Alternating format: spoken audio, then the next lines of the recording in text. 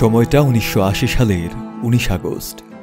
রিয়াদ আন্তর্জাতিক বিমানবন্দর থেকে উড্ডয়ন করেছিল সৌদিয়া এয়ারলাইন্সের ফ্লাইট 163।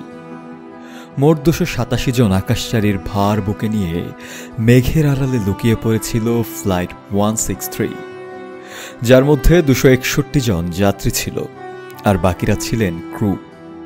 বিমানটি ছিল লকহিড L1011 ট্রাইস্টারের এক সুবিশাল মডেলের।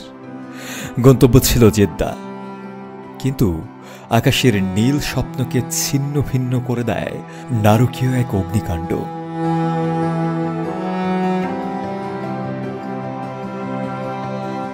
একমাত্র স্মার্ট সিটি বসুন্ধরা, আধুনিকতায় এক ধাপ এগিয়ে। উড্ডয়নের কিছুক্ষণ পরই বিমানটির কার্গো কম্পার্টমেন্টে ধোঁয়া ছড়িয়ে পড়ে। ককপিটে সতর্ক সংকেত বাজতে থাকে। পাইলটরা দ্রুত বিমানটি আবার রিয়াদে ফিরিয়ে আনতে সক্ষম হন। অবিশ্বাস্যভাবে বিমানটি নিরাপদেই মাটিতে অবতরণ করে। তখনও সবাই বেঁচে ছিলেন। ইতিহাসের এই গল্পটা এখানে শেষ হতেই পারত, কিন্তু তা হল না। বরং নিরাপদে অবতরণের ঠিক পর মুহূর্তটি ছিল সেই আকাশচারীদের জীবনের অন্তিম প্রহর। অবতরণের পরও জরুরি দরজা আর খোলা হয়নি। যাত্রীদের বের করে আনার কোনো উদ্যোগও নেওয়া হয়নি। বিমানটি রানওয়ে থেকে অনেকটা দূরেই থামিয়ে রাখা হয়, অথচ চারপাশে দমকল দল অপেক্ষায় ছিল। মিনিট গড়ায়, কিন্তু দরজা খোলার কোনো চেষ্টা নেই। ভেতরে তখন ঘন ধোঁয়া আর বিষাক্ত গ্যাসে শ্বাস নিতে না পেরে মানুষগুলো হাহাকার করছিল।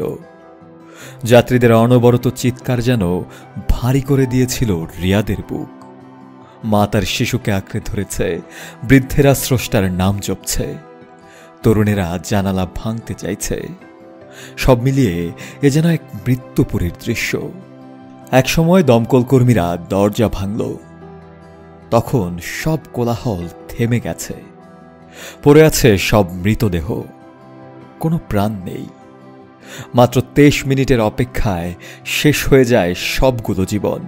হ্যাঁ, এটি ছিল ইতিহাসের অন্যতম ভয়াবহ বিমান দুর্ঘটনা, যেখানে বিমানটি নিরাপদে অবতরণ করেছিল, তবুও কাউকে বাঁচানো যায়নি। এমন হৃদয়বিদারক ইতিহাস বেশ বিরল। সৌদিয়া ফ্লাইট 163 আজও এক অমোচনীয় প্রশ্ন হয়ে আছে। কেন এত মানুষ মাটিতে নামার পরও বাঁচতে পারল না? কেন তাদের মৃত্যুর আর্তনাদ কেউ শুনল না? এই প্রাণগুলোর করুণ প্রস্থান আজও আমাদের মনে করিয়ে দেয়, অবহেলা ও বিলম্ব কখনো কখনো ইতিহাস হওয়ার মতো বিপর্যয় ডেকে আনতে পারে। শফি আল মাওলা, কালের কণ্ঠ।